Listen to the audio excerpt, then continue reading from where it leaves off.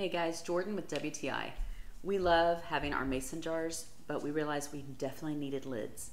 I got metal ones. They rusted within a short amount of time. I was so excited to find these. These are the plastic ones, variety of colors. Look how cute these are. And they come with the straws, and they come with the cleaners for the straws. Love it. So you have your mason jar. You can mix and match how you want it. It has a stopper there so the straw does not just fall out. I love that. Put it on your cup, easy peasy.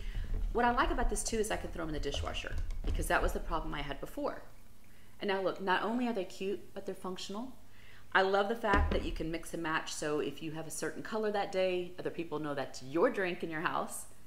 But like I said, they fit the regular mason jar glasses. They're easy to use and so easy to clean, and they'll make your life so much easier. So when you're ready to put a lid on things, look at these. These are the mason jar lids, straws, and the cleaners. And that's my point of view.